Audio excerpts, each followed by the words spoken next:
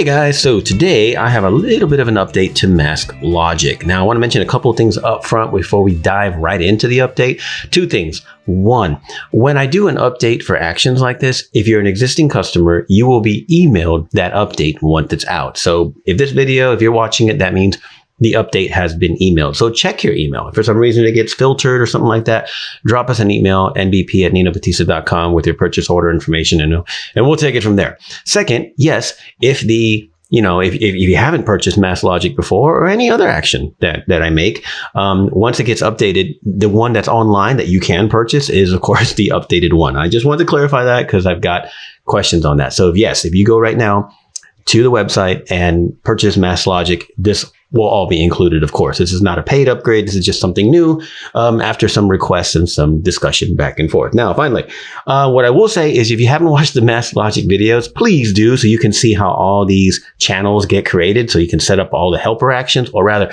so they're set up for the helper actions, including some new ones, which we're going to go over today. The mask building process, the channels that it puts together, all of these, it takes a minute or so to run, just as a reminder for anybody who hasn't done this before.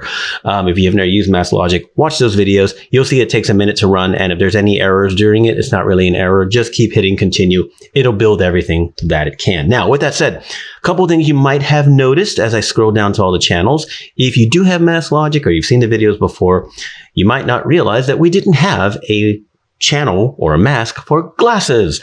And so that was brought to my attention and I thought, oh, that's true, we don't. So I made it in there. So the standard issue on this action right here, NBP Portrait Mask Bank, that the standard issue run of them all will create a glasses channel if it finds glasses. And if it doesn't, you just hit continue, like I said. We also have glasses channel right here on this action. So you can just create it by itself if you feel you need it. Now, quick little caveat. All of these AI-based selections, everything from skin tone selection to the subject, of course, mouth, eyes, hair, wardrobe, and glasses, of course. These are all subject to potential errors. And you can see them right here, especially wardrobe. There's a whole part of the shirt here missing. That happens. Glasses especially is really inconsistent, but you just have to kind of roll with that because that's Adobe. That's Adobe's AI system. It cannot always find everything accurately, even if it thinks it found something. So having something is better than nothing, but just to mention that. So obviously, now let's dive in. Obviously, the main difference is that now we have glasses as part of the main portrait mask bank, or the portrait mask channel bank, right? So all the usual stuff is there, et cetera, et cetera. So you can run whatever you need to run if you're using Calculate or whatever the case may be. Please watch those videos. But we have all these new helper actions starting down here with, of course, glasses, where if you tap it, immediately it selects the glasses. And we have some what they call intersecting ones, like glasses saturation, which this one doesn't have a whole lot. So that warning is going to come up a whole lot when that happens, especially for saturation, no more than 50% visible. All right, but let's talk about something different, like glasses shadows. You tap that, and now when you choose any adjustment layer, I'm going to use curves, it'll make a mask based on the shadows, the glasses shadows, which is a little bit more specific than just the glasses overall, right? Which should be pure white, which is kind of interesting to me, how you can use those intersections to create very specific things, which we're going to talk about in a minute. So the glasses helper actions are there, but there's also these. We have all these down here, probably another, 20 or so, maybe a little less than 20. We have skin plus hair selection, which I found and I was told is very common. Can you do that on your own? Absolutely, you can. You can hold down Command or Control, click the skin channel, hold down Shift and Command or Control, and click hair, and you have it. That's easy. However, we have it now as a helper action. You tap it, and you have skin plus hair selected. And here again, I'm just going to do a curves for demo. As you can see, you can control skin and hair. So that's just another fast one that people said, hey, that one would be convenient. Okay. We also have skin saturation control, which you tap that, and immediately it's going to use there's that warning again. It's going to use its intersecting capability of all these channels to create a saturation mask of just the skin. Here again, you can do that on your own. You can do that with calculations, but people felt they used it often. So we put it out there so you can do that. Now you can change the saturation of the skin based on a very subtle chroma-based saturation mask. Very, very useful. Something else that people thought could be a benefit to them. Now, we also have subject without skin selection. This is a subtraction, but some people had trouble making subtractions, and someone said, hey, I do this actually quite a bit. I need to modify everything, but leave the skin tone alone. So that's what that exists for. You tap that, And once again, I'm going to go to curves to show you. You have everything except the skin tone, right? Including the background, which you can barely see it being modified, but there it is. Okay.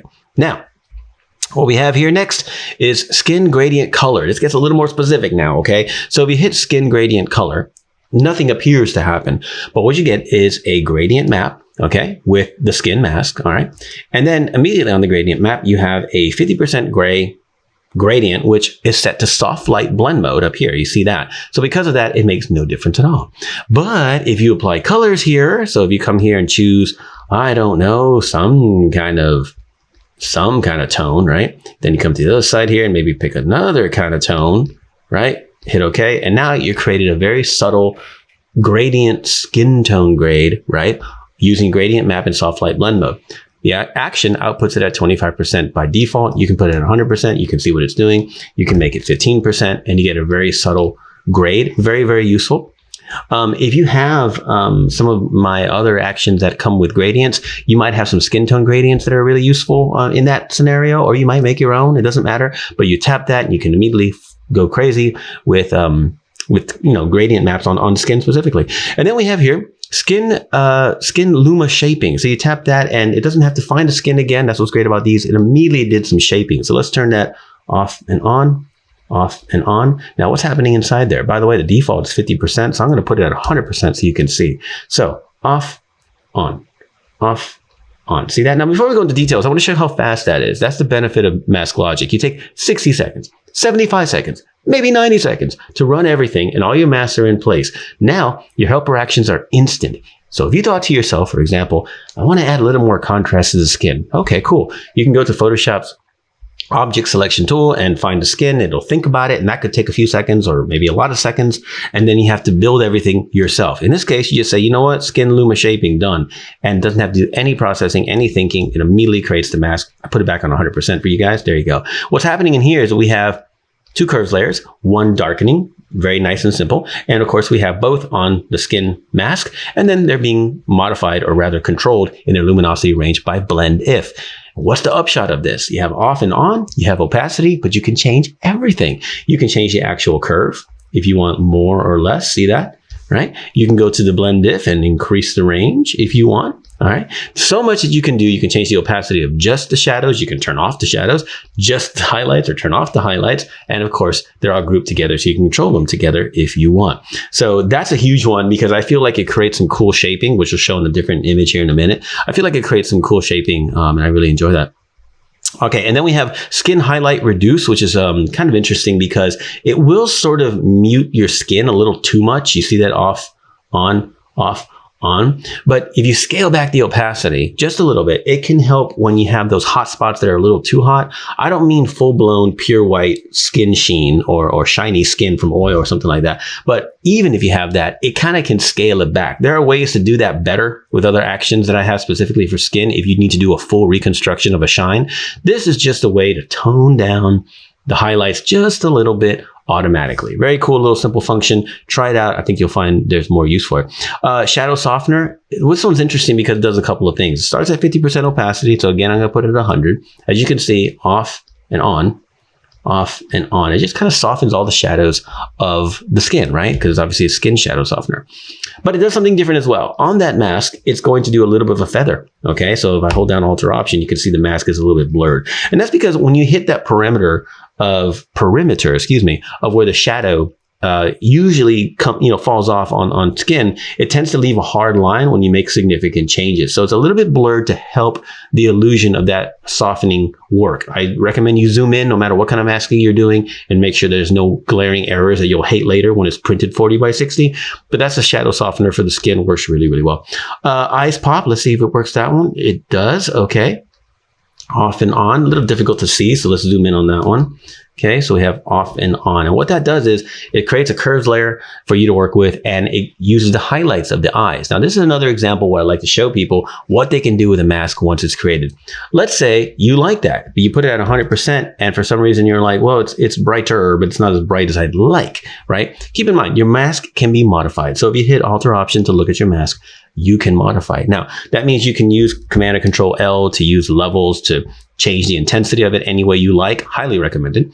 But if you just need more of whatever you have, one of the fastest things you can do is go to Image Auto Contrast, which is a huge key command. In a Mac, it's Shift Option Command E. So I believe it should be Shift Alt Control E, yeah. Excuse me, L. Shift Option Command L. I'm misspeaking. Shift Option Command L. So you hold that, and what it does is auto contrast. It'll maximize whatever's there, right? You may or may not want that, but when you do that, you quickly get the maximum amount of that range, which could be a disaster for you, or it could be exactly what you wanted. Keep in mind that applies for anything. So let's say, for example, I don't know what. Let's say I go to the hair. I choose the hair. I make a curves on it just for a demo, right? And I've got this mask. If I hit auto contrast, it may not make a huge difference overall, but the little edges that are kind of softer could get a little stronger. And if something is really, really subtle, auto contrast will fix it. In fact, I can replicate that right now. Let's pretend that this is our mask, right? It's a little bit more faded. Auto contrast, it'll bring it back, right? So just keep that in mind. It's a fast fix when you just need more of whatever your mask is doing. Now, let's go to the next image because I think these work a little bit better for the next image potentially. So this image here, obviously more natural light, just kind of on location as opposed to studio. And I've already run MaskLogic on it. So all of the mask bank and the channels are good to go and everything's ready there. So one of the things, let me zoom out a little bit. One of the things that I thought was really interesting because I use this a lot is this background mute. Okay. Everything's in place. So it doesn't have to process the subject and then invert it. You just hit it and the background becomes a little more muted. The way I do that is with a black solid color layer, honestly. Sometimes I change the blend mode, sometimes I don't. Usually very small opacity, like 10. So off and on. See how that makes her pop a little bit more? I can make it 15 if I want, right? So off and on. If you didn't see the original, you wouldn't think that anything's different about the image. But this one, she's a little more blended into the environment. It's not wrong. This one, she pops out of everything a little more. It's also not wrong. It just depends on what you are trying to do, right? So that's there. Let's leave it there and actually do some stuff here. How about we go to eyes pop? Let's pop the eyes real quick. Put that at 100%. Off and on. Cool. And then I'm going to go to my skin luma shaping. There we go. Skin luma shaping. Put it maximum. So I went from this to that. That's a little strong. So maybe like 70. Okay, cool.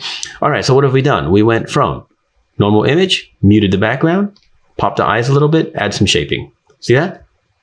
Off and on. We went from a perfectly serviceable, beautiful image of Andrea, and now we've created some more dimension if that's what we wanted, right?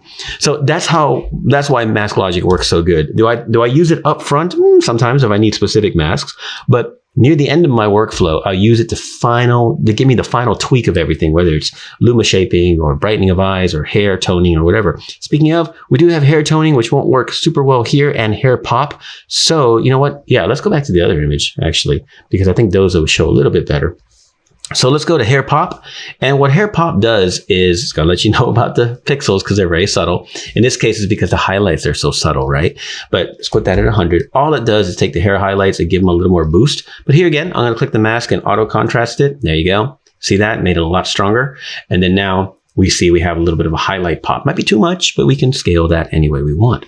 Now, hair toning, same thing. It pulls the hair mask, pulls a gradient map, puts it on soft light, roughly 35%. You can see that it's actually a saturation mask. No, excuse me, I misspoke. It's a mid-tones mask of the hair, allowing for some more natural type of hair toning. So let's say I come here and I choose sort of a red, and then I come over here and choose sort of a red orange or whatever, and I have this vibe going on, right? So I'm gonna put it at 100% so we can see off and on, off and on.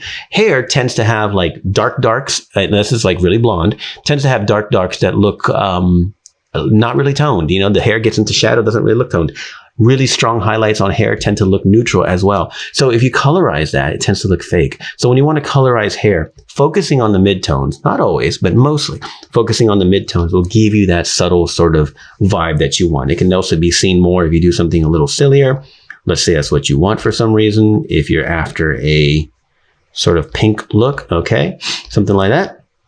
Off and on. See, it blends a little bit better if you want to give that dyed hair look because you're focusing mostly on the mids. It's not a slam dunk thing. It doesn't work every single time. It's just a good approach to start with, only on the mids. Now, let's go back to the Andy shot. And now we have a couple more here, like we have a sky saturation control, which I don't have any sky right now, but all that does is give you a mask with the it gives you a sky mask, but with the saturation mask kind of intersected through it. So that again, you can create on your own, but I heard that was pretty common, especially if you have a blue sky with whitish clouds. Sometimes you want to pop the blue, but you don't want to get those transient tones of blue in the clouds too strong. Beautiful for that. Okay. Now we have some other ones here. Everything without skin. Okay. That's literally what it sounds like. It's everything without skin. As you can see, very straightforward. And then a couple more, everything without the hair, everything without the wardrobe, everything without the glasses, right? We don't have glasses here, but it does. So that is what we've done, or I've created some extras here to kind of advance things a little bit more forward. Mostly in terms of the actual masking, I've added a specific glasses one because people were asking, say, hey, I noticed that I have to pick glasses myself. How come it's not in there? And people really enjoy having these channels because if you hit calculate, you can calculate against it, right? So you can be like glasses and then midtones. Cool. And I had the midtones with the glasses. You hit OK and it's selected, right? So glasses have been added. Some new helper actions have been added, you might think are pretty cool. Real simple stuff. But those updates of them in and of themselves are not like life changing, but it is really, really cool to me. To have those involved in MaskLogic. If you don't know about MaskLogic, please check out the videos. Please drop me a comment or send an email. Like I said, mbp@ninobatista.com. Happy to answer questions. Check it out on the website. This has become my go-to since I finally put it all together appropriately because I had all kinds of zombie actions that did a lot of this. I finally put it together into one organized sort of tool set, and it's been my go-to. It's how I finish images every single time now.